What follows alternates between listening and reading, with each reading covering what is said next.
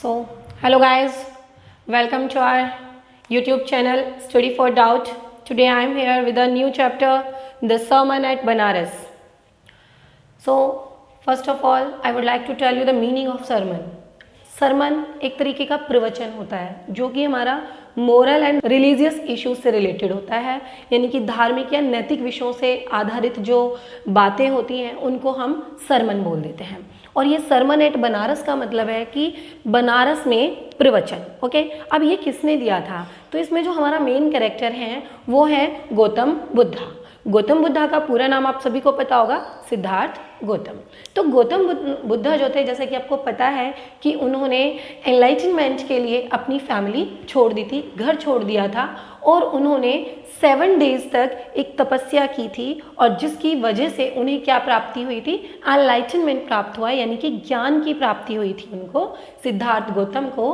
और जब उनको ज्ञान की प्राप्ति हो गई तो उन्होंने उसी बोट ट्री के नीचे, जहाँ पे उन्होंने बैठ कर के अपनी तपस्या की थी, जहाँ पे उन्होंने मेडिटेशन किया था, उसी पेड़ के नीचे बनारस में उन्होंने अपना फर्स्ट सरमन दिया था। ठीक है, तो बनारस में तो वो बहुत फेमस हो गए थे गौतम बुद्धा, क्योंकि वो लोगों को रिलीजियस और मोरल से रिलेटेड बातें बताते थे। अब इस चैप्टर में जो गौतम बुद्धा का मेन रोल है, that is linked with the story of किसा गौतमी। एक बार क्या होता है, गौतम बुद्धा के पास एक लेडी आती है। एक्चुअल में ये जो किसा गौतमी होती हैं, इनका एक बेटा होता है, इनका एक ही बेटा है वर्ल्ड, मतलब लाइफ में इनके पास और कुछ नहीं है, इनकी अदर फैमिली मेम्बर्स नहीं है, तो उनका बस एक बेटा ही होता है उनके पास ओनली। और क्या होता है कि उसकी डेथ हो जाती है, तो वो बहुत ज़्यादा दुखी होती हैं और इस दुख में वो इतनी मतलब परेशान हो जाती हैं कि वो हर घर जाती हैं और सबसे बोलती हैं कि कोई ऐसी मेडिसिन मुझे दे दो जिससे मेरा बेटा रिवाइव हो जाए, पुनर्जीवित हो जाए। ठीक है, लेकिन ऐसा तो पॉसिबल ही नहीं है।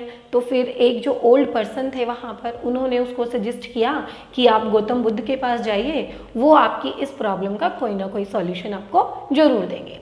तो ये किसा गौतमी गौतम बुद्धा के पास जाती हैं और वहाँ जाकर वो अपनी प्रॉब्लम बताती हैं। देन वो उनसे कहती हैं कि मुझे ऐसी कोई मेडिसिन दे दो जो कि मेरा बेटा जीवित हो जाए, अलाइव हो जाए। तो गौतम बुद्धा उनको कहते हैं ओके, मैं आपको मेडिसिन दे सकता हूँ, बट उससे पहले आप मुझे हैंडफुल ऑफ मस्टर्ड सीड्स, यानी कि मुझे मुट्ठी भर सरसों के दाने ला करके दो, और वो भी ऐसे घर से ला करके देना जहाँ पर आज तक किसी की डेथ ना हुई हो, मृत्यु ना हुई हो।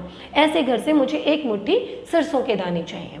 तो किसा गौतमी को लगता है कि इट्स वेरी इजी, ऐसा तो घर में ढूंढ ही लूँगी और फटाफट से मैं लेकर आती हूँ। तो वो फटाफट जाने लगती है, हर घर जाती है, देखती है, मतलब उसको सुबह से शाम हो जाती है यही देखते देखते, घर घर जाते हुए, कि लेकिन उसको कोई ऐसा घर नहीं मिलता जहाँ पर किसी की आज तक डेथ ना हुई हो। फिर क्या करती है, हार थक के बेचारी शाम के टाइम रोड के किनारे पे, फुटपाथ पे बैठी हुई होती है, तो सडनली देखती है कि जो लाइट्स हैं वो भी बंद हो जाती हैं। एक टाइम के बाद तो स्ट्रीट लाइट्स भी ऑफ हो जाती हैं।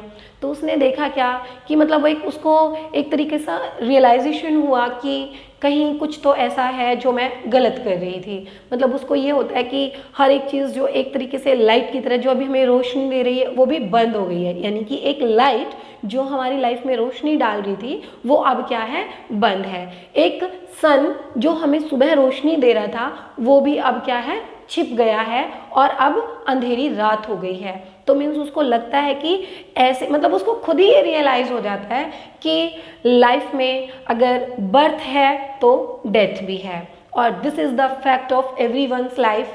तो इसमें राइटर या गौतम बुद्धा हमें यही बताने की कोशिश कर रहे हैं कि ग्रीफ्स तो हर किसी की लाइफ में होते हैं, but how we have to face that, it's different. कि गौतम बुद्धा कहते हैं कि अगर किसी की लाइफ में दुख है और आप उस दुख में इतना डीपली चले जाते हो, बहुत डीपली चले जाओगे, तो मीन्स आप खुद को ही दुखी कर रहे हो।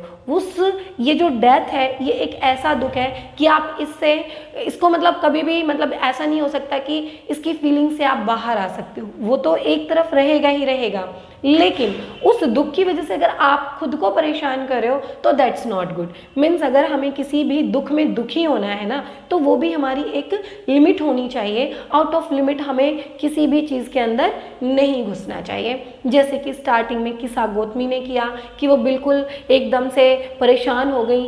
अब परेशानी वाली उनके लिए तो बात थी, can because sermon is the different matter but the real life is the different matter, but it's practical in each and everyone's life। हर किसी की लाइफ में ये प्रैक्टिकल है, क्योंकि डेथ तो अब जैसा कि उनको कहा मस्टर्ड सीड्स लाने के लिए, but she was not able to bring that because she knows that it's not, because Gautam Buddha knows that it's not possible for her to bring the mustard seeds because there is no home. ऐसा तो कोई घर ही नहीं है where no one have dad, जहाँ कोई मरा ना हो। तो means we have not to be more sad in any type of bad situations or sad situations। okay, this is the chapter, very short chapter है, और इसमें से बेसिकली आपको कुछ क्वेश्चंस होंगे लाइक गौतम बुद्धा ने किस एज में घर छोड़ा था, किस एज में उनको एनलाइटमेंट प्राप्त हुआ था, ज्ञान की प्राप्ति हुई थी, और ये जो किस्सा गौतमी है इनका आपको करेक्टर पता होना चाहिए फुली कि किस्सा गौतमी का क्या करेक्टर है, क्या उनके व्यूज़ रहे हैं। फिर उसके बाद जो एक ग्रीफ के से रिलेटेड क्वेश्चन बनता है कि हमें ग्रीफ तो है ही, दुख तो है, लेकिन हमें उसको किस तरीके से फेस करना चाहिए। तो ये 3-4 क्वेश्चंस मेन है इस चैप्टर से related, you will learn and that's it. And थोड़ा इंपॉर्टेंट भी है बिकॉज गौतम बुद्धा से रिलेटेड है, maybe any short question में appear in your exam. Okay, thank you.